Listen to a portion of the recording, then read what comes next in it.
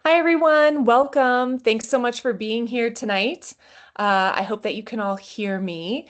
As a heads up, we are recording this session. And so just note that we're doing that for people who can't be joining us live today. So we'll get started here maybe in just another minute. Gonna let a couple of people or give people a couple more minutes just as a chance to join, and then we'll get started. But we're really excited that you're here and really looking forward to connecting with you all and sharing information with you over the course of the next, hour and a half. So thanks for being here.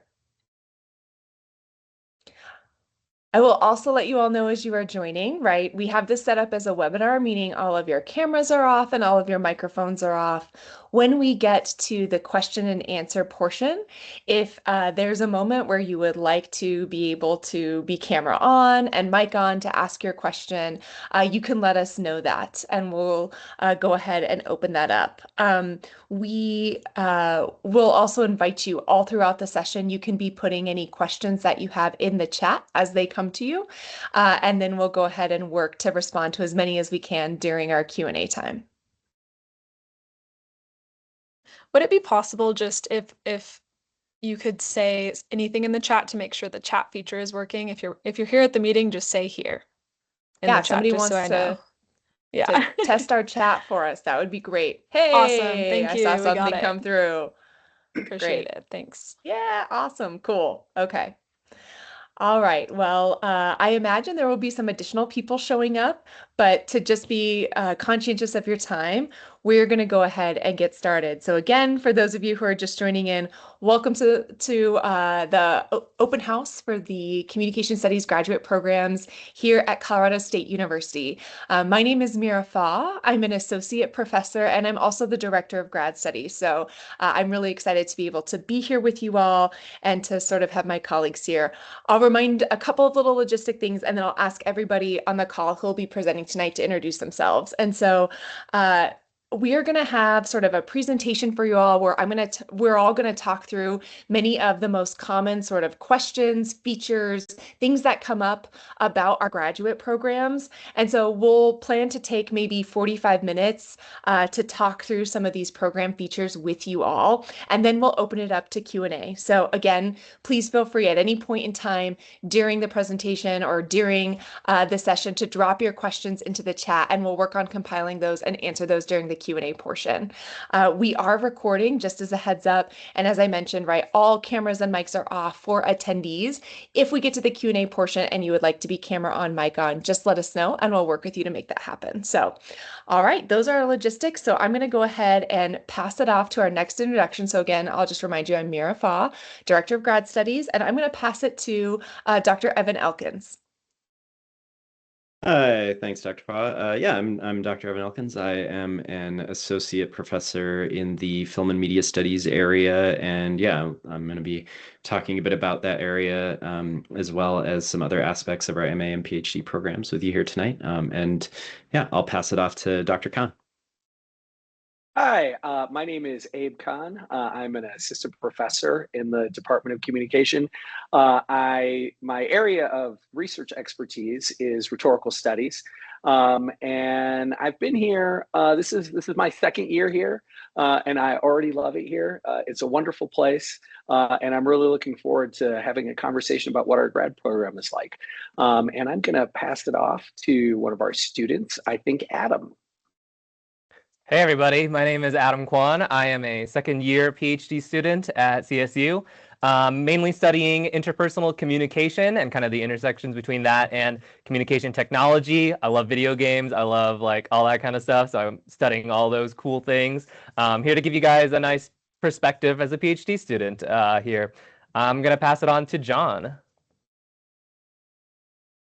Good afternoon, everybody. I'm John. I'm a second year master's student here at CSU, so I arrived about the same time as Adam. My area of research is similar to Adam, but I like to focus a little bit more on belonging research, but also kind of in the interpersonal realm.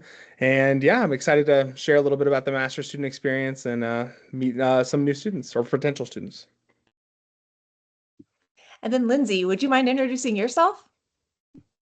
Hi, everyone. I'm Lindsay. I'm the Academic Program Support Coordinator for the Communication Studies Department. If you've had questions, you've probably reached out to either me or Dr. Fa.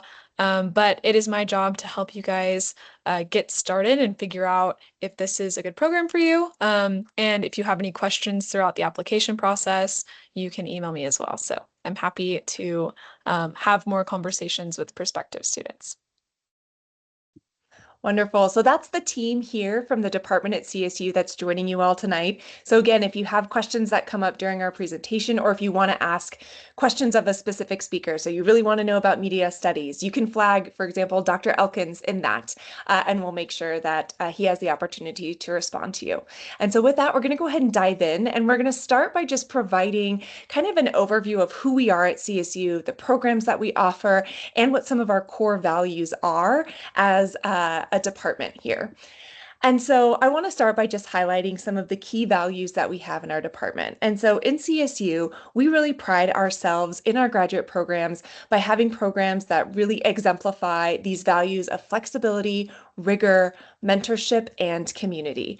And these values speak to both our commitment to academic success and academic excellence, as well as recognizing that you all come to our program with really interesting and diverse questions that you want to explore and ask.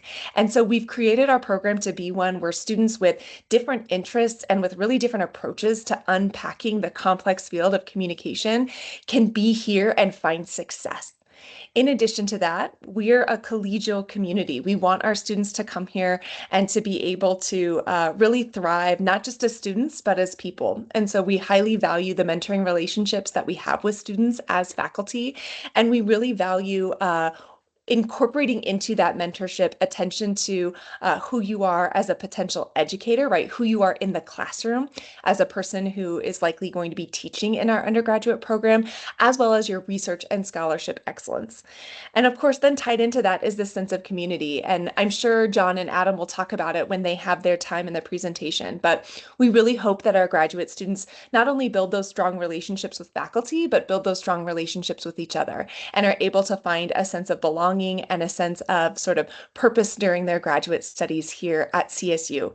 And so those are some of the core values that we really have worked to build into both of our master's programs as well as into our PhD programs. And so with that, I'll provide just a really quick overview of what our three programs are.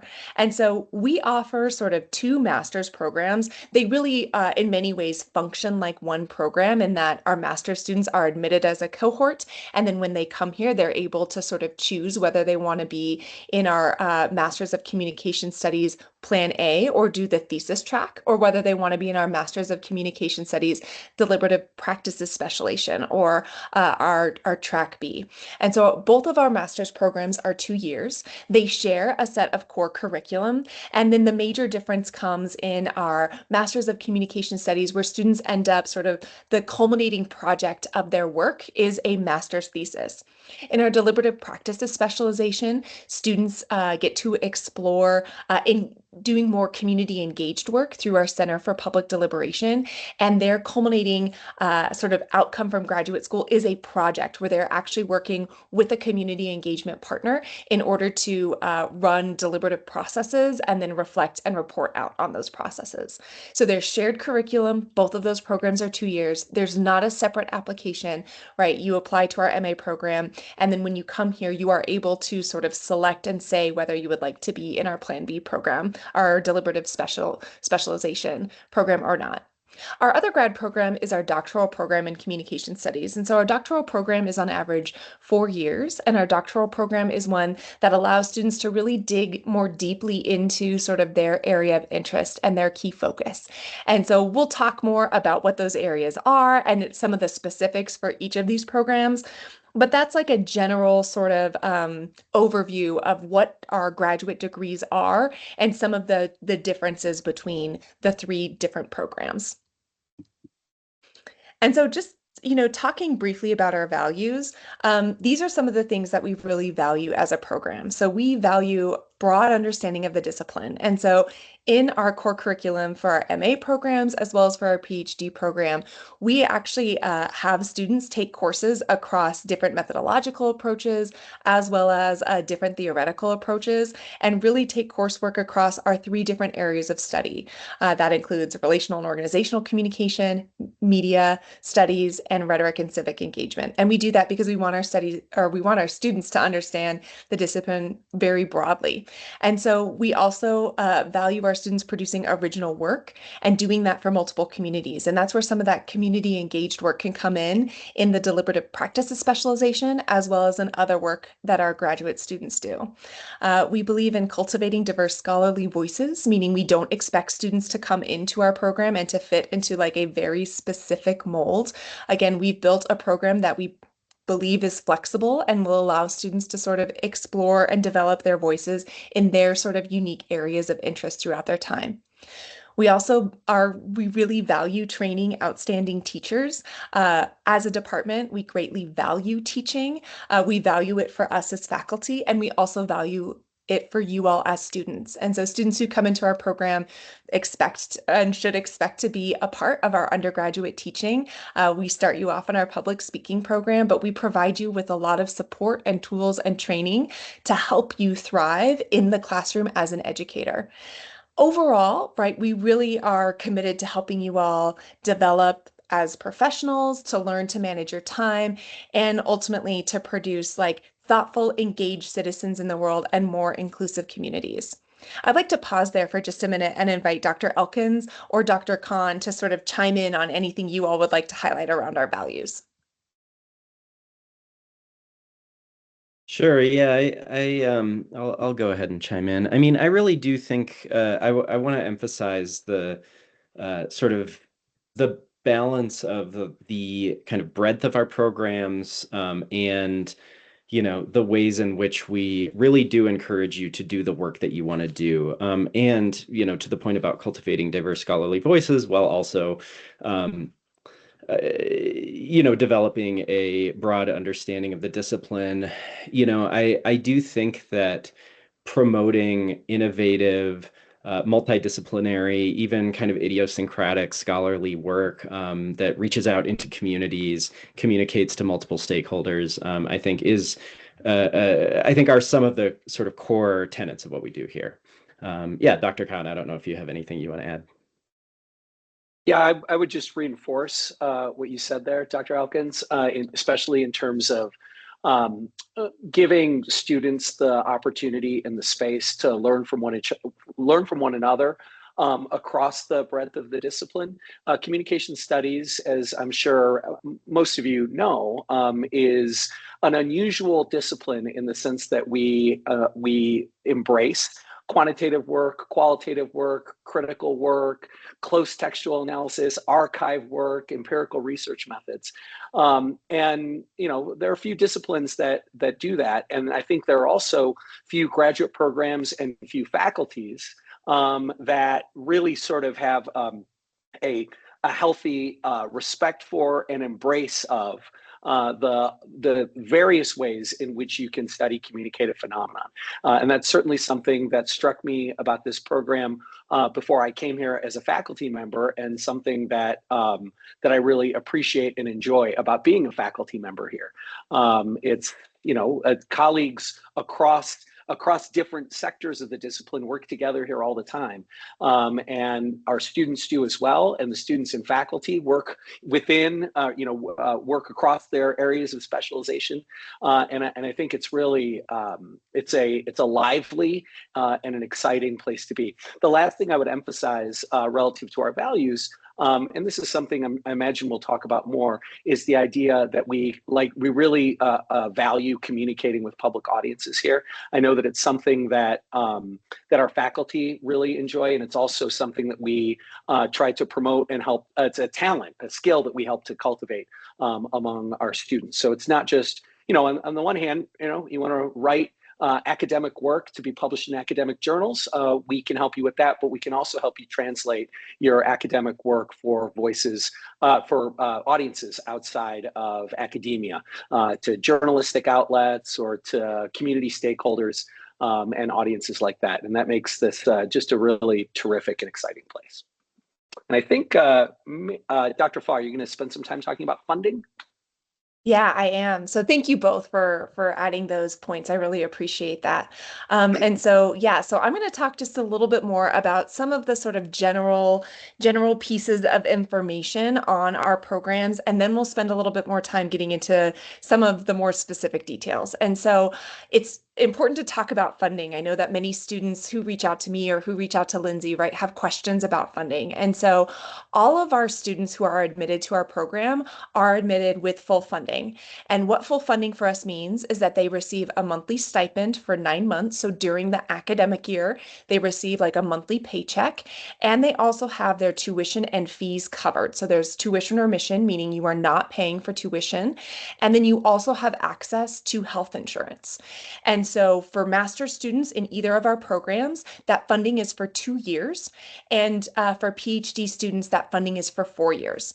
And that funding comes in the form of a graduate teaching assistantship, meaning that students who come to our program and receive funding will end up in our undergraduate classrooms teaching and instructing our undergraduate students. And so we'll talk a little bit more about what that can look like in just a minute, but that's what our funding looked like. There are also occasional opportunities for smaller summer funding. We don't provide full funding over the summer, but there are opportunities for summer funding, which we will also talk about as we get into some of the specifics of both of our programs. For the graduate teaching assistantship, like I said, we provide you with a lot of support and training to go into the classroom.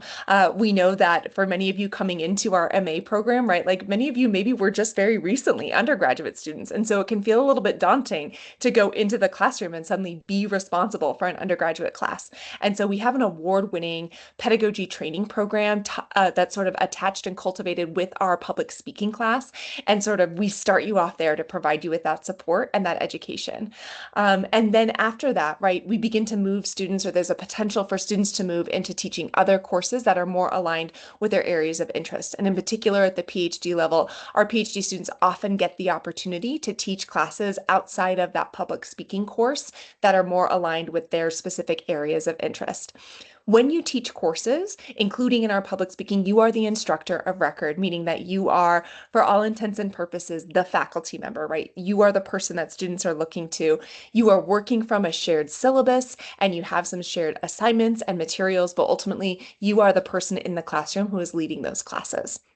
Additionally, we have mentoring and financial support when it comes to research and conference travel. And again, we'll talk a little bit more in detail about that when we talk about our different programs. But just know that part of our funding package for the MA and PhD programs is support for research cultivation as well as for conference travel. Across both our MA and our PhD, in general, our curriculum is really designed to get you a broad understanding of the field while also allowing you to explore sort of those areas of interest that are most sort of appealing to you. And so in our department, again, we have sort of three broad areas of inquiry. That's rhetoric and civic engagement, relational and organizational communication, and film and media studies. And so as an MA student or as a PhD student coming into our program, you will take coursework that sort of spans those different areas. So you will get that very broad understanding of our field. And then as you continue on in your coursework, you'll be able to specialize in the topics and in the areas that feel most important for you. And so our curriculum is very multi-methodological and it's highly interdisciplinary within our department. So you get training, as Dr. Khan mentioned, right? Like communication is such a unique and beautiful field where we have all of these different things going on. You will get training in sort of the humanities side of things, doing some of that close textual analysis, doing some of that critical analysis. You'll also get training in the social sciences, doing some of that qualitative and quantitative data analysis. And that's been designed really intentionally. As a faculty, we've designed that really intentionally, and we believe we set our students up with a really robust set of skills to head into sort of their next stop after graduate school. And so to that end, right, we have a really strong record of alumni success. And so we have in our master's program, we have many students who go on to top PhD programs, including our own PhD program. We also have master's students who go out into the world and into careers and find great success after the master's degree. In our PhD program, many of our students have placed in full-time tenure track roles all throughout different institutions in the United States. And for some who have wanted careers outside of that space, they've been really successful at finding really great careers that meet their goals and really draw upon their unique skill set as doctors in communication studies. And so with that, we're going to transition now and talk just a little bit more about what these different areas of study look like in our department. And so I'm going to pass it off to Dr. Khan. And Dr. Khan, we would love to hear from you and your perspective on what it looks like to study rhetoric and civic engagement. Yeah, thank you for that. In many ways, answering this question feels a bit like answering a comprehensive exam question where I get to define what rhetoric is. But I think the best way of putting it is to say that the faculty here at CSU represent virtually every contemporary aspect of the study of rhetoric. And you can, as I was thinking about how to provide an overview of rhetorical studies at CSU, I sort of was thinking about this in terms of three broad categories. So the first broad category is rhetoric relative to identity. I think that we're adding graduate students, and we're adding graduate students all the time who are increasingly interested in the study of race and racial injustice. And we had an existing strength relative to the study of gender and sexuality. I think you can probably add labor identity to that. And so those are kind of the big identity categories that help to compose the study of rhetoric at CSU. The second category has to do with kind of the topic areas that are current in rhetorical studies. Some of the things that rhetorical scholars are doing across the country that CSU scholars have a stake in. And I think that those topic areas include, first of all, public memory.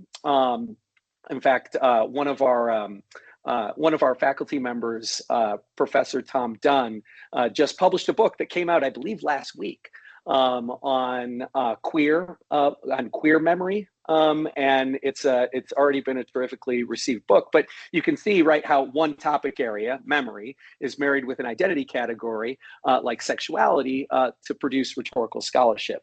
But another topic area, I think, is space and place, and the way that places can be understood or read rhetorically or have rhetorical consequences. We do rhetorical studies in the vein of social movements, the study of social movements. That's my particular area of expertise, especially when it comes to race and racialized social movements. We have scholars here who study legal rhetoric and the discourse that comes from, let's say, a Supreme Court justice or from a legislature. And then I think across all of the faculty here who study rhetoric, there is a particular expertise in the study of popular culture, whether popular culture means comic books and movies, or whether popular culture means sports, or whether popular culture even means television news. Those would compose, right? If you had popular culture, that list, those compose the main topic areas. But then there's also a kind of the third category is the sort of the theoretical aspect. That is, where do our rhetorical scholars get their theory from? And of course, we get our theory from other rhetorical theorists. But we also, I think, have scholars here who draw their theory from political theory, right? The kind of work that's produced oftentimes in political science programs or political philosophy programs. The study of the political economy, the way that the pursuit of profit, right, or the overall social arrangements that relate to production influence rhetorical practice. and criticism, and then, of course, the philosophy of communication. So we're pretty broad theoretically. I also think we're pretty broad when it comes to the topic areas, and then certainly in terms of human identity. Rhetorical scholarship here at Colorado State University, I think, covers all of the influential identity categories that impact rhetorical practice in contemporary life. Thank you so much, Dr. Khan. And so I'm going to pass it off now and invite Dr. Elkins to talk about our film and media studies area. Thanks so much. And yeah, I mean, I think as you're probably already hearing, there are certainly lots of areas of really interesting, kind of productive, both distinction and overlap among our areas. But so our film and media studies area, I would say, primarily involves critical cultural approaches to film, media, popular culture, industries, audiences, and texts. But within that, of course, there are a range of different kinds of things that our faculty, the grad students who work with us, the courses we offer sort of emphasize and focus on. And so I do think, that we have particularly strong expertise in media industries, the history of film, television, and media, media comedy and politics, media's relationship to the economy, media globalization and streaming, across the really, internationally known faculty who teach in our area. And so, I'll kind of rattle off a sort of probably long list of the kinds of things that if you're interested in studying, pursuing, thinking about more, that our area would be really welcoming to you to sort of work with us. So like I said, critical media studies, cultural studies, digital media, social media, and celebrity. We have a lot of there's a lot of really interesting work being done in our department by our students recently about influencer culture and micro celebrity, media, film and media history and historiography, media globalization and industries, both through kind of critical political economy perspectives, but also, production culture. And labor questions, studies of media genres. Faculty member in our department, Scott Different, recently put out a book on horror movies, for example, media audiences and fandom, technology, television criticism, and really our area is also sort of interested in kind of media studies and critical media studies approaches to popular culture. And so that's even kind of branched out into areas that you might not necessarily sort of traditionally consider media, like board games. And of course, I should mention video games. A lot of really interesting work on video games being done in our program and area as well. Popular music, sound studies. So really, if it's electronic and mediated, or even if it's not electronic and mediated, we are, someone in our program, faculty or grad student, is interested in it. And I'll just say, off the top of my head, right, some of the thesis and dissertation projects that students have worked on over the past few years involve analysis of expressions of femininity in YouTube beauty communities, indigenous language in Ghanaian broadcasting, the use of indigenous language in Ghanaian broadcasting and indigenous broadcasters, production culture type sort of ethnographic analysis of Hollywood assistants and the labor and work that they do, as well as a wide range of other kinds of projects. So that's I think that sort of gives a fairly, hopefully, a general and not too lengthy sort of overview of what we do in our area. So I'll pass it back to Dr. Fa to talk about the relational and organizational communication area. Yeah, thank you so much for that, Dr. Elkins. And so, yeah, it's my pleasure to be able to talk with you all a little bit about our relational and organizational communication area. And so, in this area, we actually tackle sort of three different broad considerations when it comes to communication. And so, the first is sort of the relational piece, right? So, that's the interpersonal communication piece. And in interpersonal communication, we're really interested in the communication that happens in our personal relationships and how that ends up shaping sort of our identity, the experiences we have in the world, as well as our health and well-being. And so Dr. Natalie Pennington and I tend to be the primary faculty in that interpersonal area. Dr. Pennington is an expert in communication and technology, as well as in friendship, and does really cool work through the American Friendship Project. And then I do work on caregiving and social support and health communication, as well as a little bit of conflict management. A second area that we have in our relational and organizational area is organizational communication, right? So really thinking about our complex organizations, how people make sense and make their way through those organizations, and what organizational life means for us as people and organizational actors. And so Dr. Elizabeth Williams and Dr. Ziyu Long are key faculty in our organizational communication area, and they study things like crisis communication and feminist organizing and entrepreneurship, and some of the opportunities and challenges around that. And they do really cool work that often has like a high level of engagement in it in terms of working with community partners.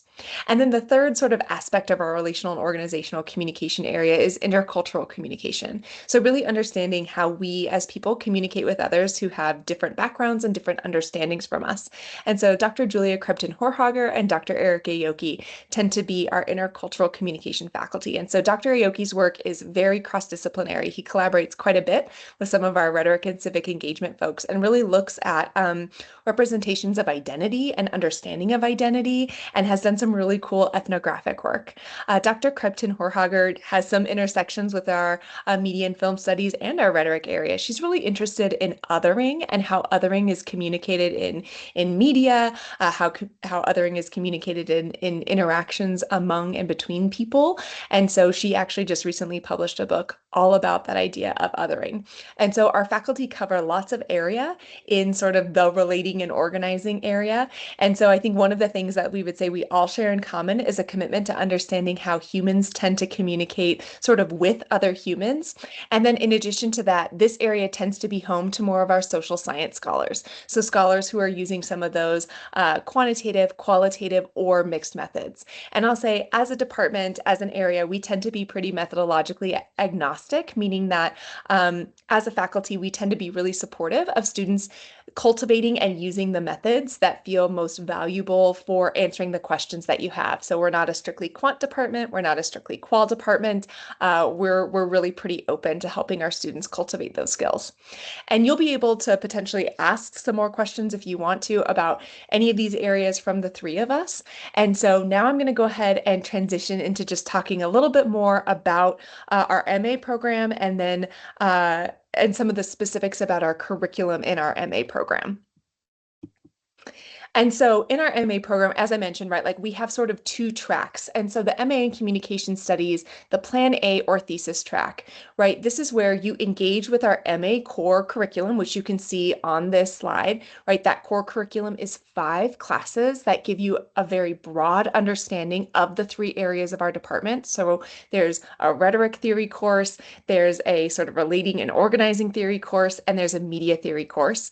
And then in addition to that, we invite students to explore different methods, including like rhetorical or humanistic methods, as well as those social science methods. So all students in our MA program take these 5 core courses. And then for those in the Plan A, you sort of have that culminating experience of working on a master's thesis. And so again, that thesis is an original work of communication studies scholarship that you write under sort of the advisement and the mentorship of a 3-person faculty committee. And so that core curriculum and then the thesis writing experience is supplemented and complemented by engaging with elective coursework. And that's where you get into sort of exploring and thinking through some of the content that maybe resonates with you a bit more, or that is sort of more specific to your sort of program of interest. In our master's plan B, or sort of the other track, our deliberative practices track, you take that same MA core, right? You take those same 5 classes that you just saw on the previous side, but then you supplement it with courses that are electives as well as courses specifically in deliberative theory and practice. This master's is really about sort of exploring what it looks like to be a communication researcher and practitioner who is doing applied community engaged research work. And so you will take courses through that focus on deliberation, and then you will work with oftentimes with the Center for Public Deliberation in order to complete sort of your culminating project. And so that project is a collaboration between you and members of a community as under the supervision of a faculty committee again, and that 3-member faculty structure holds the same. And so that's a little bit closer look at what the curriculum looks like in both of our MA tracks. And so with that, I want to invite Dr. Elkins to talk a little bit more about what makes our MA program sort of unique or distinct maybe from some other MA programs. Thanks. So yeah, I'll just, note at the outset that, some of what has made our program distinct has been acknowledged by professional organizations. We are an award-winning program. Our master's program has won awards for Best Master's Program and for our public speaking course, or basic course, as it's sometimes called. And really, I think that, sort of affirms a lot of the work that we've done to build something that can and will be useful to our students, really no matter kind of which sort of path they take in their future, in their careers. So we've designed this as a terminal MA program that prepares students well for jobs in various public and private sectors. Certainly many of our students continue on into academia, but that's by no means the only thing that we train our MA students to do. Many have gone on to work in government, NGO, corporate sectors, doing comms work, a variety of places where an advanced terminal communications degree will be useful. On the academic track, we have a really strong record in placing MA graduates in top PhD programs in the nation, including our own program, which we're going to talk about a little bit more here in a minute.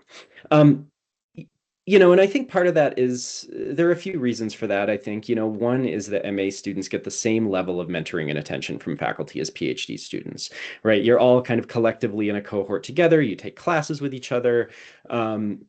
We've really tried to build a program where there's not a sharp hierarchical divide there. And we have lots of professional development opportunities. It's built into our curriculum, in fact, as you can see, right? We have 2 professional development related courses that support you as scholars, as teachers, and MA students come in with graduate teaching assistantships where you're instructor of record in our public speaking course, mean that you, working off of a common curriculum, lead the course. You're not just a teaching assistant for another lecturer, but you are providing the instruction, providing the lessons. It's a great opportunity both to develop your own teaching skills and really great for your resumes and your CVs. Some MA students do get the opportunity to serve as teaching assistants in larger lecture courses, run recitations, but whatever your GTA-ship and your coursework, our faculty work to mentor you as both teachers and scholars. I think that's a lot of what makes our MA program distinctive. And so I'll pass it off to Dr. Khan, who's going to talk a little bit more about some of the professional development support in some more detail. Yeah, I mean, as Dr. Elkins just explained, uh, we try not to, or we don't really recognize much of a kind of social distinction between the PhD students and the MA students. And what that means is that we're committed to giving the MA students similar levels of professional development support as our PhD students. So as an MA student, our MA students get support for travel to one academic conference per year, and many choose the National Communication Association conference, but there are other options. And one of the things, of course, that we help you do is to help you choose where you would like to conference. There are lots of opportunities to apply for competitive research funds to support research projects, including a master's thesis. We also, and this is, I think, particularly important, and I know incredibly useful to many of our students right now, is that we offer summer thesis completion grants that students can apply for and receive between their first and second year in the master's program, which is when a lot of kind of the background work for a master's thesis really gets accomplished, and that helps to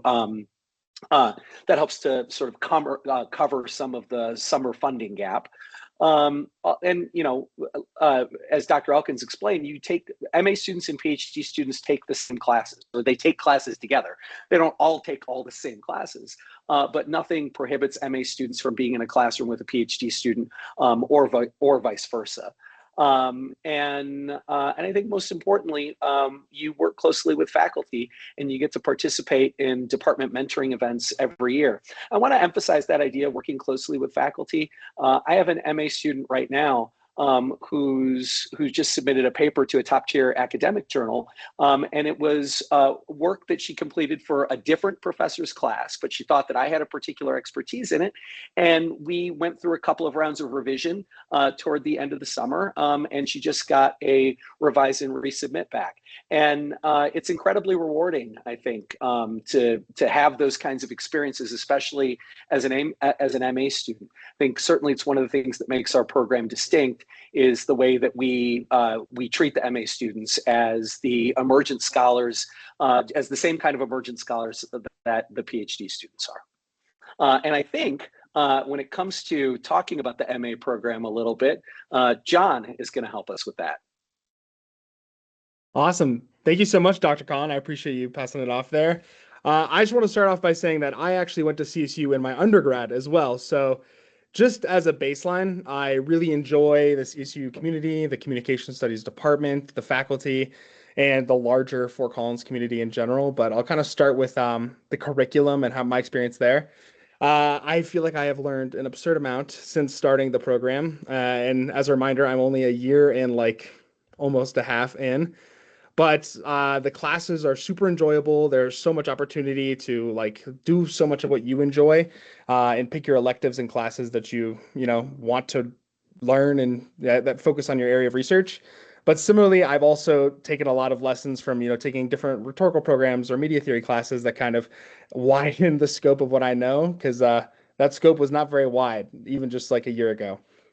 Beyond that, though, I really want to emphasize like the opportunities they give us for like professional development, other situations. In my org-com class right now, I'm doing work that's like more practical focused. And then, for example, there were 3 groups in a methods class we all took in the spring, and all 3 of our groups got IRB approval and then submitted to different conferences, and we all got accepted. So just from a classwork assignment, without very much extra work, we all got the opportunity to go to conferences without doing work outside of our classrooms, which thought that was pretty cool. Beyond that, I think one of the big highlighting moments for me is a lot of the people that I work with. The kind of energy surrounding our department inside our offices and kind of as we move around the space is very collaborative. There's not a lot of competitive fire burning throughout the department where we feel like we have to compete with each other to get funding, approval from professors, or anything else. Really, we're all just kind of working together to get through it, to learn more, to complete our research and kind of get through the program feeling like confident about what we've done and what we're learning. So really, I have nothing but positive things to say about the curriculum and the department overall. But beyond that, I love Fort Collins. For those of you who maybe haven't been to Colorado, it's got temperate weather, sunny skies. It's been like, it was like 60 degrees yesterday. It was beautiful. Beyond that, Fort Collins is like a larger university town, has so many things going on and opportunities to meet new people, access social groups outside of a university setting. You're not just trapped, in a college town with a population similar to the university. There's lots of opportunities to do a lot of amazing things outside of CSU because your life is not just academia, and I think that's always an important reminder. But those are a lot of the big takeaways that I have from this program. I've enjoyed all the conference funding they gave us, competitive research funding for my thesis. I feel supported, and I think a lot of the values and experiences kind of ring true through a student perspective. So I know I'm saying a lot of very nice things, but a lot of them are true. So I would say that about fulfills a lot of the master's program for right now. And if you have more questions for me that are specific to the student experience, I'm obviously open to respond to those during the Q&A portion as well. But I'd like to pass it off to Dr. Fa to talk more about the PhD curriculum specifically. Thank you so much, John. I really appreciate you sharing insights on your experience.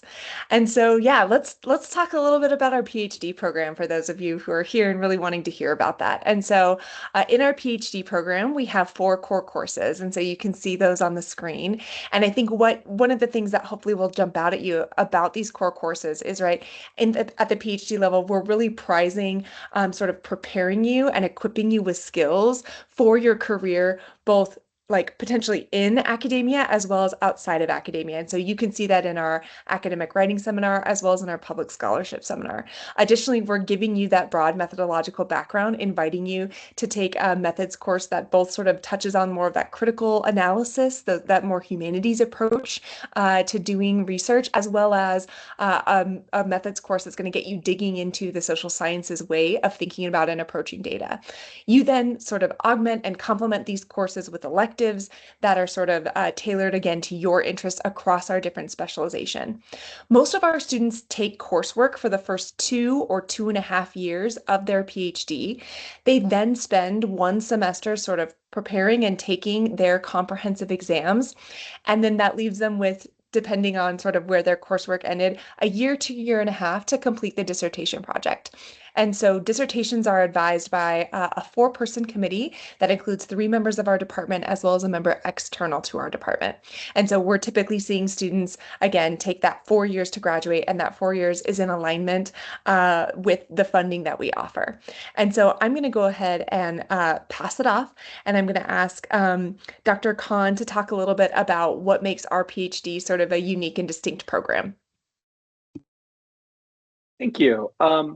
So we have a relatively young PhD program. We've been operating only for about 8 years, but I will say that our youth gives us a kind of advantage in the sense that what we've decided to do when our PhD program began was to design the PhD program around the job market in academia. So design a PhD program that matches what we think academic employers are looking for, other universities. And so the faculty opportunities certainly in the world are getting are constricting, right? There are fewer faculty opportunities now than there were before.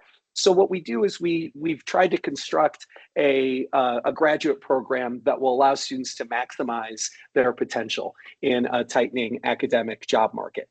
And so what that means is that as the discipline is increasingly interdisciplinary or multi-methodological, our graduate program reflects that sense of interdisciplinary friendliness and multi-methodological scope.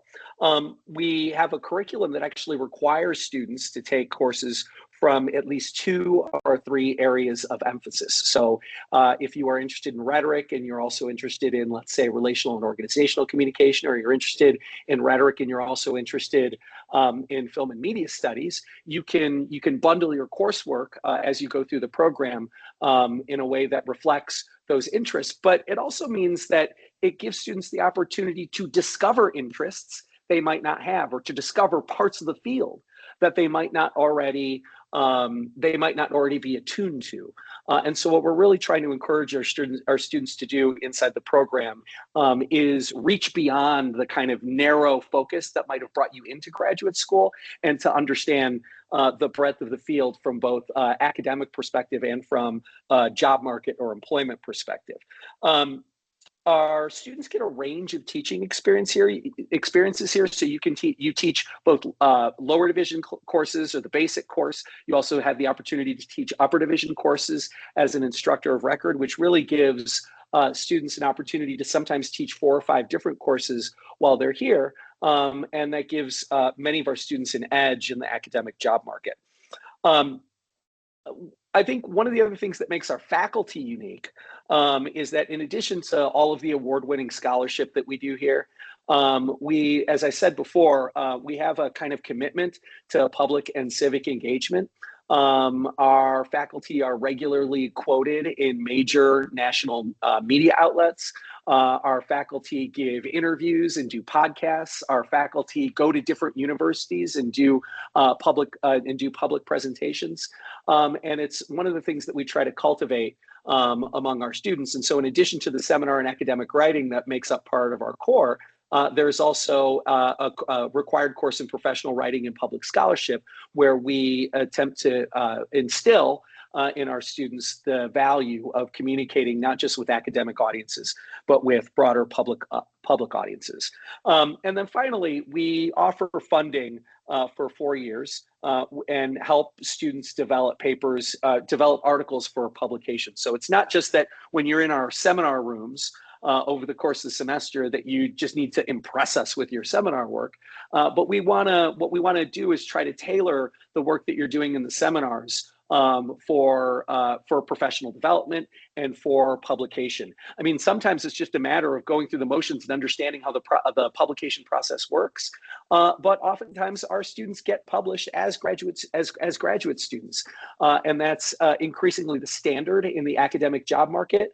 And I think that one of the things that makes our program distinct is our ability to professionalize students in their graduate education so that they have an edge in the job market.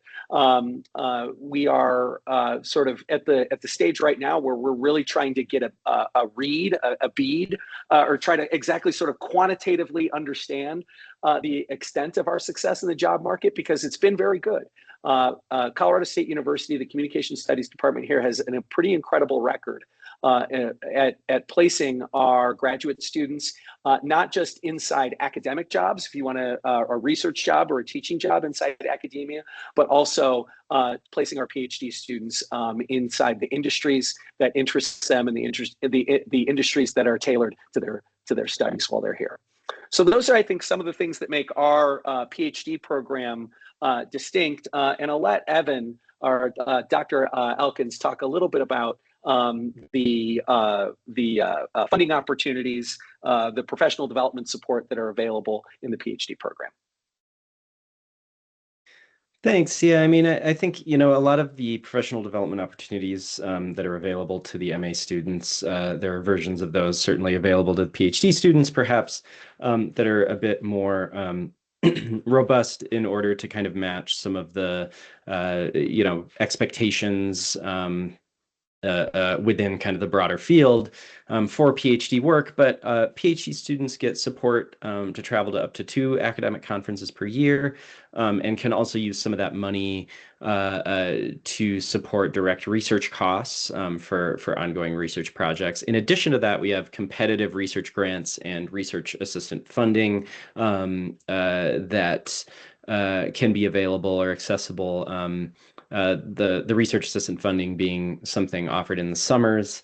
In the summer between your 3rd and 4th year, you have access to a dissertation completion grant, which helps be able to take the time to work on the dissertation over the summer and complete some of that work. Much like in our MA program, we have professional development opportunities built right into our curriculum. That professional or that seminar in academic writing, SPCM 701, and at 702, the professional writing and public scholarship, gives you significant training in learning, developing, honing, refining your skills in both writing and publishing in academic journals, but also translating that work to the public and various other audiences as well. We have developed recently a course in our curriculum for, I believe, third-year PhD students in preparing for the academic job market, where you have a sort of dedicated space to work on, get feedback on your job materials. And then in addition to that, we have loads of other career development opportunities, colloquia, alumni panels, an annual career week. We really put a lot of emphasis on that. But to talk more about the actual experience of being one of our PhD students, I'm going to pass it off to Adam Kwan to say a bit more about that. Thanks, guys. Yeah. Sweet. So get to talk a little bit about the PhD experience. It has been an absolutely amazing experience so far. But I will not sugarcoat it maybe as much as John did a little bit about the master's experience. But the PhD experience is really tough, but I think it is an incredibly enjoyable and like fruitful experience. And so what I wanted to do while I talk about sort of like the things that I would like to talk about, and I ask you guys to talk about your broad interests in the chat and just be like, what are you interested in studying? And then, if I find anything that's cool, then I can talk about that a little bit as well in connection to the things I'm about to talk about. So I would like to talk about the classes, the class culture first. I just think that there are so many different teaching styles across all the faculty and across the different courses that you guys that we're taking.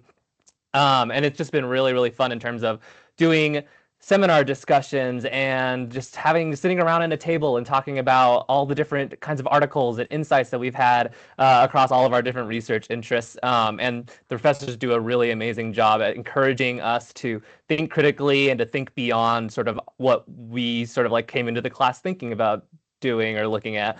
And I always live to talk about things that I like to do, but I also come out of every class every single week with a new idea. And as a PhD student who is like preparing for a dissertation where I have to specifically focus on one thing for a year or 2 years, it's very funny to think about like, oh my gosh, I have 100 ideas that I want to sort of like work on later on. And I think it's just like been really fun in terms of talking about those things. Second thing I'd like to talk about is mentorship. So my professor advisor is Dr. Natalie Pennington, and I'm actually the first PhD advisee that she's had in the department so far. And so that whole process has been really incredible in terms of looking at the dissertation and looking at my research interests and looking into the belly of the beast and breaking it down into smaller parts and one step at a time. And all the advising and help that she has given me so far, just as a second year PhD student, as I prepare for like comprehensive exams, has been really great. And so I really would like to compliment the faculty for being super flexible and understanding of like our interests and are able to work with us on a very like personal level. And then the last thing, John kind of talked about this, but like the Colorado culture has been really cool. Colorado is known for like the outdoorsy, hikey kind of like person, granola bar stereotype. And so for me personally, it's not my personal thing, but that's what I've loved to talk about the cohort and all the people in our community as well who encourage more things beyond just the outdoorsy parts of it, but also more personal and fun activities like not tomorrow, Friday, I'm doing a severance watch party with a couple of the grad students, and they'll be doing their analytical study of the episode, but I'll just be going for fun. And so there's a lot of really cool events that we do that kind of combines the work as well as the fun. And then we are, just the cohort level of just the collaboration has been just really exciting. And so love to talk about that more in the Q&A. And like, I already see a question real quick, and I'm happy to answer it. How often do I collaborate with the peers on research? A lot, actually. So John talked about it a little bit, but in last semester's method class, we were in 3 groups, and we were able to work on different group projects. And so me and Joan and Clarissa, who are other graduate students here, were able to get a conference paper on Spotify AI and perceptions of the algorithm. And so there's a lot of interdisciplinary collaboration with the other students who are interested in other areas of like media and relationships and technology. And so we were all kind of like able to work together on that. And I'm actually really happy to also work with newer students and the newer cohort, working with Emma, who's a first year, about women's experiences in gaming university clubs. And so there's a lot of really fun organization and teamwork involved with all those kinds of things. And so I'd be happy to talk about that more for sure in a little bit. But I would like to, pass it down to Dr. Fa to talk about more additional programs and opportunities here at CSU. Yeah, thank you so much, Adam. I really appreciate that. And so, just want to share a couple quick little things with you, and then we'll dig into our Q&A. I know many of you are ready. You have questions that you want to ask. And so, just want to highlight some additional opportunities that our graduate students have here at CSU. And so, you've already heard me mention, and you've heard others mention the Center for Public Deliberation. This is an organization that you have the opportunity to take coursework with, to study with, right? Like, it's a center that is housed in our department, and that is a really cool organization doing engaged work in the community, helping our community to make different decisions and to arrive at policy recommendations together. And so that's something that our graduate students have the opportunity to be a part of. And so you can be trained to be a facilitator in the Center for Public Deliberation, and then you can actually help sort of lead some of these community events. And so that's one additional thing that you have the option of being involved in. We also have what is called the Work Lab, the Wellness and Interpersonal Relationships and Communication Lab. This is a lab that Dr. Natalie Pennington and I run, where we incorporate undergraduate students as research assistants, and then we also bring graduate students into the lab as well. And it's like a mentoring space where graduate students get to work on research with us as faculty, as well as with undergraduate students, and we're really giving undergrads the opportunity to do hands-on research. It's a lot of fun. Happy to answer more questions if you're interested in that. We also have our Act Human Rights Film Festival. This is a film festival that happens every year that our department hosts, and there are amazing opportunities for grad students to be involved in this, including, potentially hosting some of the like directors or some of the producers that we bring in from out of town, helping to coordinate volunteers to do an internship with ACT. And so that's a really great resource that we have and that students get involved in. We also have several graduate certificates here at CSU that our students can explore and complete. And so 3 that are pretty common for our students to complete. So that in addition to sort of like your degree, you would also kind of get a certificate, and this would show up on your transcript. So we have one on gender, power, and difference. We have one on political economy. And then TILT, which is the Institute for Learning and Teaching here at CSU, they offer a graduate teaching certificate. So you do work with TILT, and at the end, you've done a bunch of additional professional development around your teaching that sets you up again for greater success in the classroom. So these are just some of the additional programs and opportunities that we have here at CSU.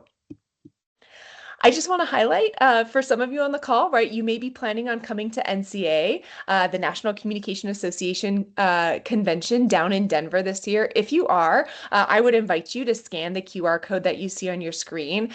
We've put together information on if you want to try and come up to Fort Collins for a visit. We're about an hour north of Denver. We've provided some different transportation, right? We talk about like the bus staying you could take. We talk about like what you could expect an Uber to cost. Anyways, and so you're welcome to scan that in. If you want to come up and visit for the day, you're welcome to do that. We highlight some of like the cool things you can see. And of course, if you do end up coming and visiting, I would really invite you to reach out to me, and I'll see if I can do what I can to, maybe make a little campus tour happen and maybe get you connected with one of our grad students. So if you're coming to NCA again, we would love to see you at Fort Collins. And if you're not able to make it up to Fort Collins, we would invite you to come to our department party or to come stop by and see us at the grad fair on Thursday afternoon. Just, oh, Sorry, my computer froze for a second. Just a couple things that I want to share, and then we're going to move into the Q&A. And so a couple of frequently asked questions. The application deadline for our programs, MA or PhD, is on December 15th. In order to be considered, you need to meet some minimum qualifications. And so you need to have a GPA that is a 3.0 or higher. If you are an international student and you are coming from a country where English is not one of the primary languages, you need to have a TOEFL score of 102 or an IELTS score of 7.5. The grad school has also started to accept Duolingo test scores, and so you can find information on that on the grad school website. We do not require GRE scores, so you do not need to submit those. And then as a reminder, all of the students that we admit into our program are fully funded. So they have that stipend, they have the tuition and fees covered, and then they also have that additional professional development funding. And for the MA, that's 2 years, and for the PhD, that's 4 years. Oftentimes students ask if they need to reach out to faculty before they apply. You are welcome to, but you are not required to. We do not require that students who apply to our program already have a faculty who has committed to being their advisor. And so while you're welcome to talk to faculty to explore your areas of interest, you're not required to do that. And you're certainly not required to have a faculty committed as your advisor before you apply. When you are applying, we invite you to be specific. And in particular, this is with regards to the personal statement, right? Be specific. Really tell us, right? Why do you want to come to our program? Why communication studies? Which are the faculty you want to work with? What are the courses that feel maybe interesting or exciting for you? What are the distinctives that we've talked about that feel, again, like things that are really valuable for you and that you want to participate in? And why CSU? Those are the things that we really want to hear. And those are the things we're looking for in that personal statement. Please make sure that you follow application guidelines and requirements. Those are all very clearly outlined on our website as well as on the graduate school website. And of course, if you have any questions, you're welcome to reach out. And so with that in mind, when you reach out, these are the people that I recommend you reach out. So I recommend you reach out and contact me. You can see my email address on the screen. You can also find my email on our department website.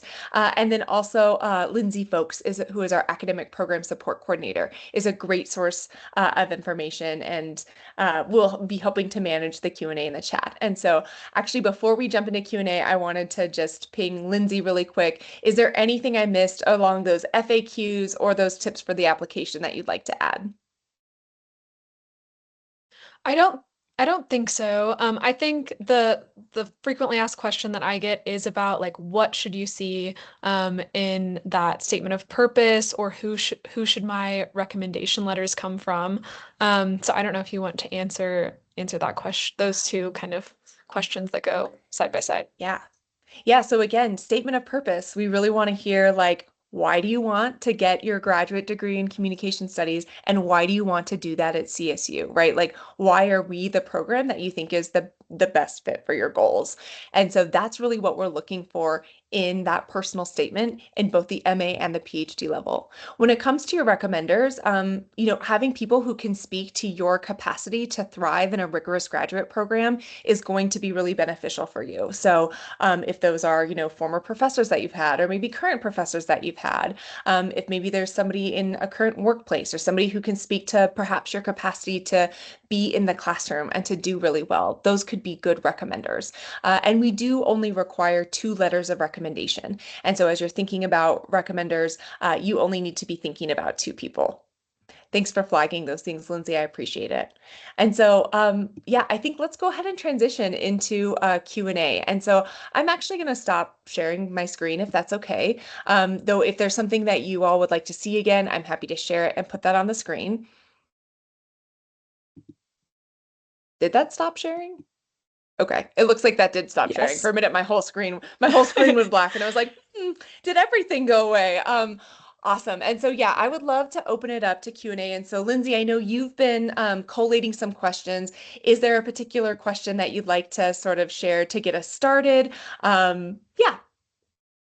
Yeah, I think there was a question early on in the chat asking about application waivers. This is another really frequently asked question that we get. There was a free application waiver day last year, but the graduate school has decided to not continue that program. So now there are really specific ways that you can get a application fee waiver. And I'm actually going to put those in the chat just so that it's super clear. They are really specific, so that's not going to be a lot of applicants. And we don't have any ability for exceptions. So if you don't meet these criteria, we aren't able to grant you a waiver as a department. And I'll put that in the chat in just a couple minutes when someone's answering one of these questions. But I guess we could start with the question that came when Adam was speaking, which is, what is a typical day in the life of a PhD student? And then John, I'll have you answer it as an MA as well, if you don't mind. Okay, yeah.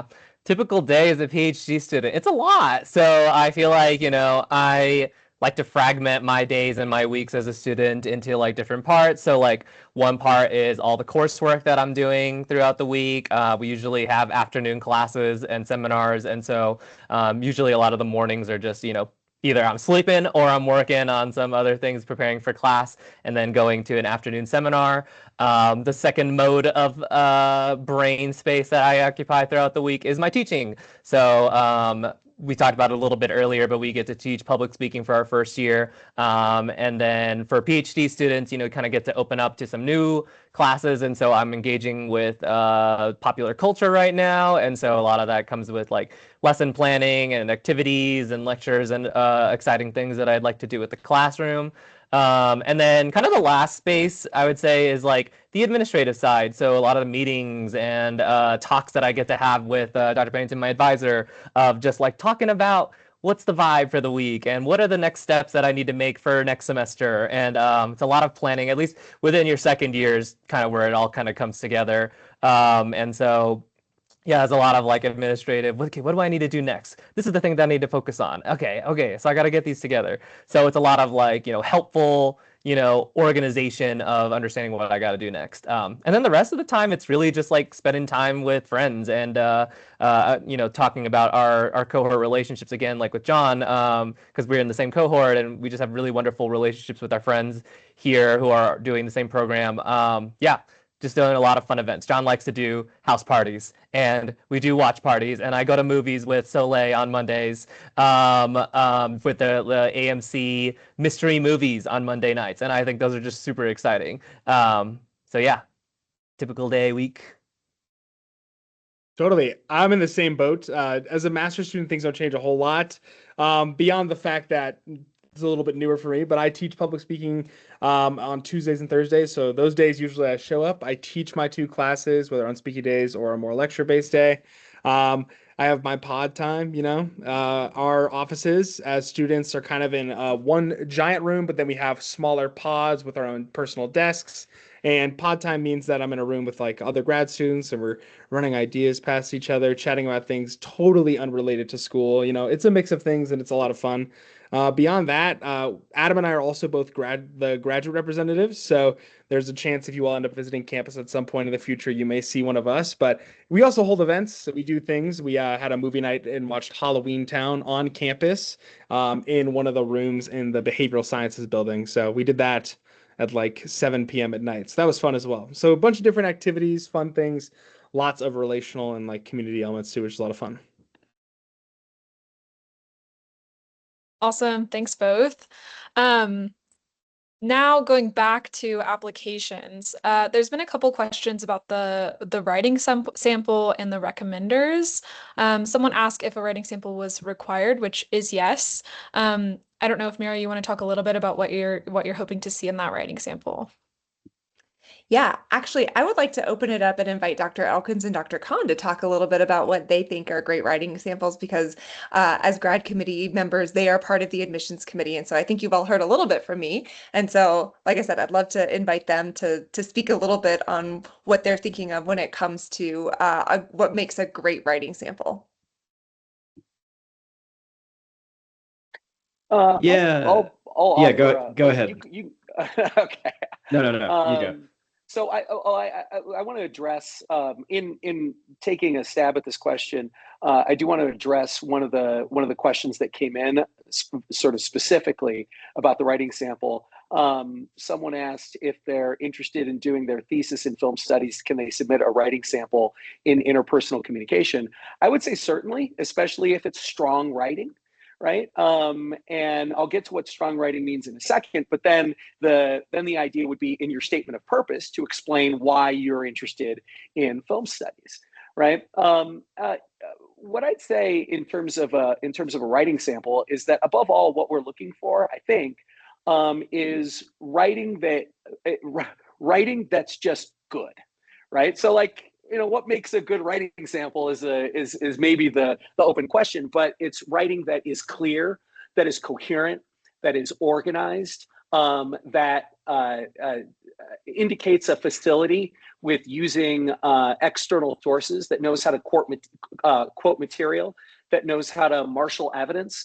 And this can be, I mean, at least in my view, right? I'm not going to speak for every member of the faculty, and I'm certainly not going to speak for Dr. Elkins and Dr. Faw, who are right here and can answer this question for themselves. But I think what we're looking for is writing that indicates potential as a graduate student to ultimately conduct professionalized academic work, right? I mean, you're an undergrad or you're an MA student, and so we don't expect undergraduates and MA students to already be at a kind of professional scholar writing level. But what we want to see is the ability to get someone there, if that makes sense.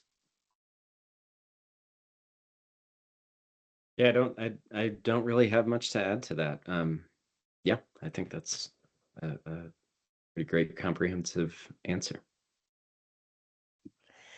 And the second part of that, Lindsay was right about recommenders. Questions about recommenders, is that correct? Yeah, the and question was, can two professional recommenders be used rather than, I'm assuming, academic? And so I can say, right, like, yes, ultimately, right, like you get to decide who are the people who are best suited to speak to sort of your academic preparedness and your ability, again, to sort of thrive and do well in a rigorous graduate program. And so if those are professional recommenders, like that is okay. And like those are people who can write your letters of recommendation. I don't know, Dr. Connor, Dr. Elkins, if you have any thoughts or want to chime in at all with tips or ideas as people are thinking about recommenders. Yeah, I mean, I think it's, just I would just sort of echo that. I think the people who can best speak to your potential as your current abilities and your potential as a graduate student. And yeah, I'm maybe just repeating the same thing you said, but yeah, it doesn't need to be an academic. If you have a professional recommender that knows you better and can speak to that better than one of your professors, then I think it makes sense to go with the professional reference in that case. Yeah, the only thing I'd add to that is to ask your profession if you're using professional recommenders, to ask them when they prepare their letter of recommendation to speak to your academic capabilities, right? Whether that means writing ability or problem solving ability or just your habits of thought, right? You want your recommenders to be able to speak to what you can accomplish inside the program. Great, thank you all. And then there are a couple questions that are program specific. So one question was asking for clarification on the timeline of the PhD. So they said you noted that there are 2 to 2.5 years of coursework, followed by preliminary exams, and then 1 to 1.5 years of coursework. But there's actually 1.5 years of that dissertation time. From what I understand, yes. So they were asking, does that mean that the dissertation phase starts right after preliminary exams, or is there an additional structured period for proposal development before diving into the full dissertation advised by the 4-person faculty committee? Yeah, that's a great question. And so when we're talking about that year to year and a half time for your dissertation, we are including in that your proposal phase. And so, Lindsay, while you're reading that, I could see Adam really nodding his head, because right, Adam's in that space right now where he's like going to wrap up coursework and is thinking about that. So yeah, I don't know, Adam, if you want to share any insights, but the brief answer to that question is that year and a half is including the proposal. So we don't usually think about that as sort of separate from the broader dissertation process. It's sort of folded in with that. But yeah, I don't know if you had any thoughts on that you wanted to share, Adam. Yeah, I'm kind of right there now. So, kind of what that looks like specifically is once you're done with your 2 years of coursework, during the spring of your second year, you kind of start to build together the reading lists and everything for your comprehensive exams. And then, kind of the plan for that is you work with your faculty members and your committee. And then in the fall of your third year is when you take your comprehensive exam. So, I'll be working real hard in the fall, even though I won't be in any coursework. I'll be getting ready for the big test, and then I'll be gone for a week straight, I think. And then after that, in the spring of your third year is kind of when that dissertation process starts, where you're working on your prospectus and getting all that together, and then you spend the rest of your time really just working on the dissertation. And it's just and yeah, so that's the whole process. And so, I could talk about that more as somebody who's literally in that process right now and getting ready to set that all up next semester. So, yeah. Awesome.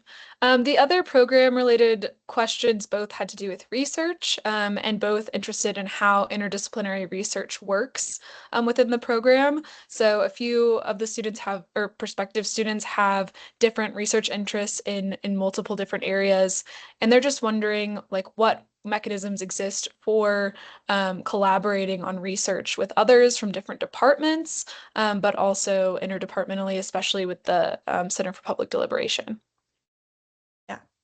I don't know, Dr. Connor, Dr. Elkins, do you want to share your perspectives on kind of, interdisciplinary, cross-disciplinary collaborations? And then I'll be happy to chime in, and also want to invite you, John and Adam, to share your perspectives as well as students. Yeah, I mean, I think there are a lot of different ways that that can happen, or at least several different ways, and sometimes it happens sort of more, at least maybe in some of the, I guess, collaborations, maybe among some of the humanistic, more sort of humanistic focused doctoral students, or humanistic and social science sort of collaborating. Simply because they aren't fields that incentivize lab work or multi-team sort of written a multi-person team sort of written articles. Sometimes you'll get folks like co-authoring on something or co-presenting on something, and I feel like I've noticed a lot of that happening maybe kind of just less formally through a couple of students, 2 or 3 students maybe, who have similar interests, or who maybe meet in the cohort or take a class together and kind of recognize that they have some complementing interests and skill sets and things that maybe they want to co-write a paper together, right, and submit it to a conference or an article or a journal. And so, I think an example of that might be, right, like a student who, one student from our rhetoric and civic engagement area, one student from our film and media studies area, although, that's a common sort of space of collaboration, but by no means the only one, who, want to look at a particular, text or bit of popular culture or something, and each kind of bring their theoretical perspective to it. Yeah, I mean, I think other folks here can speak more to the kind of more social science kind of co-author collaborative model. I don't know as much about folks collaborating outside or across departments. So if there are other people who can speak to that, then yeah, I invite that. But I think that's one of the things that I've sort of noticed. I can speak on that real quick, actually. Dr. Khan, if you would like to talk first. Okay. No, you go ahead, Adam. Yeah. So, talking about like working with other departments. We are required to have a out of department member as a part of our committee, and so I know a couple of the grad students are working with psychology professors and human development and family studies professors, and my personal out of department member is in the journalism department, and I'm actually working with him on co-writing a piece for publication. And he had like this data set that was sitting around about video games, and he was like, hey, you just want to work together. So this is one part taking the opportunities to work with other faculty members from other departments, and just also working with professors in general as students is really great, and taking opportunities to do that. So yeah, I think there's a bit of interdisciplinary stuff there going. Yeah, I'll just add to that by saying that when students come to my office and we're talking through a paper idea or a project idea or conceptualizing a thesis or something like that, I just find myself on occasion, not necessarily all the time, but on occasion, very fruitfully, right? It just sort of pops into my head, hey, you know what? You should talk to Dr. Elkins about this, or you should talk to Dr. Pennington about this, because what I've found, because of the way that we appreciate each other's areas of expertise, there's a lot of, collaboration is one thing, right? I mean, there's some parts of communication studies where you have 7, 8, 10-person research teams, and they're all working with the same data set, and they churn out a dozen papers. I wouldn't say that's exactly our model here, but our model here is more along the lines of there are insights and important sources that could be found in ways that you don't expect. And as a faculty member, I find myself directing my graduate students to talk to those faculty members, because it's not my area of expertise, but I know that what another faculty member is doing is going to help and enrich their work. Awesome. Thank you so much. I am going to attempt to unmute one of our guests. Miriam's been waiting patiently, so I am going to try my best to unmute you. So you should have mic access and camera access if you would like to ask your question, Miriam. Thank you so much, Lindsay. I really appreciate it. I have a couple of questions. And I think depending on the answer, they're probably going to lead to a third one. So let me start with the first. I am curious about how many PhD candidates you are going to be accepting for fall of 2026. Yeah, and so ideally, we are looking to accept a cohort of PhD students of about 5 students. And so sometimes our cohort ends up being a little bit bigger than that. For example, this year's cohort, who just started this fall, is 6 PhD students, but usually our target number is around 5. And for those of you who are interested in the MA program, we're usually targeting around 8 MA students. So our total cohort of admission between MA and PhD is sort of 12 to maybe 15 on the high end. Excellent. That's awesome. My second question is about opportunities to interact and kind of mingle with the faculty members with the purpose of building that committee.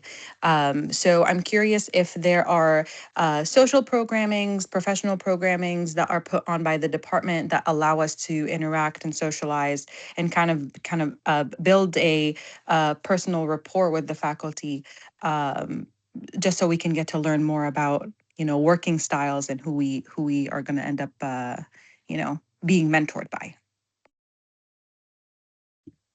Yeah, so we have a couple of sort of like formal ways of doing this, and then I would love to invite John or Adam to chime in about ways that you all as students have gone about doing this. And so all of our first year students in either our MA or our PhD program take a sort of like intro to grad school class, and that happens in fall of your first year.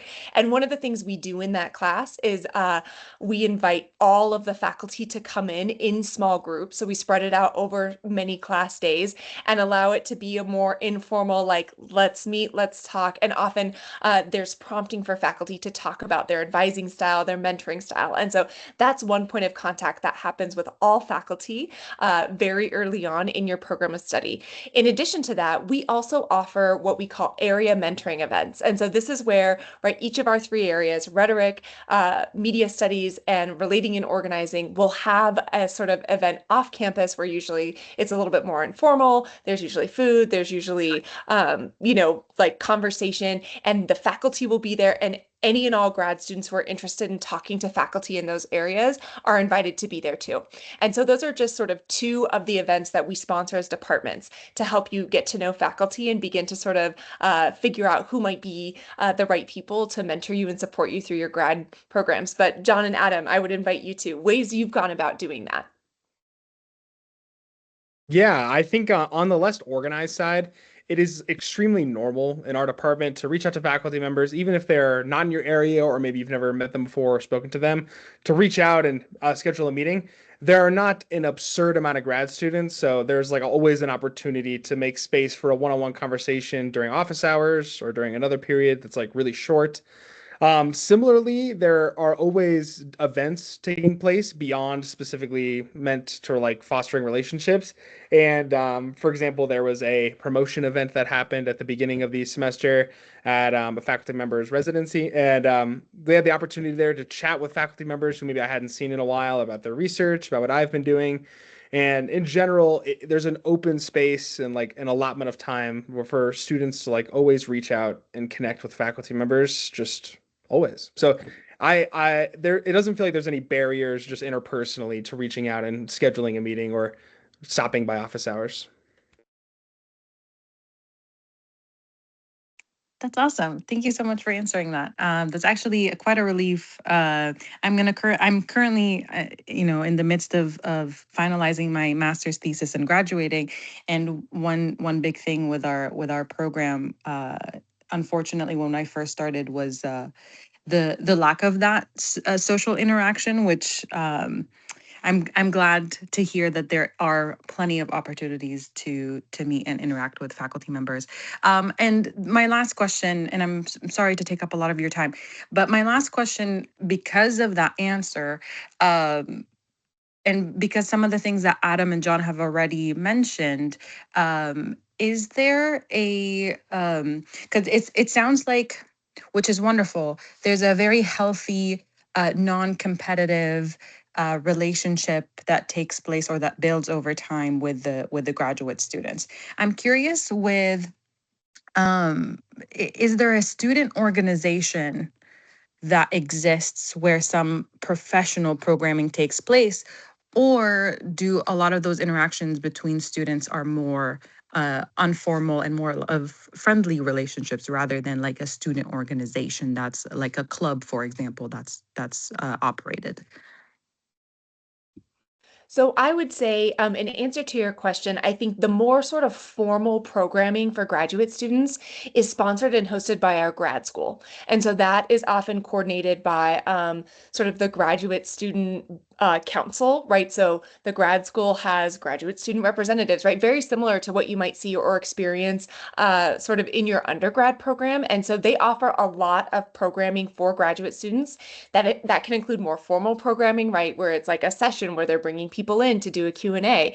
It can also be informal programming. So I believe like last week they offered like pumpkin carving and students could come and carve pumpkins. And so apart from the things we as a department sort of sponsor and host, our grad school does provide a lot of that type of programming for students. And then the last sort of organization I'll flag real quick is our Office of International Programs. For international students, they also provide a lot of programming to support graduate students. And again, that's formal programming and as well as like more informal social programming. So yeah.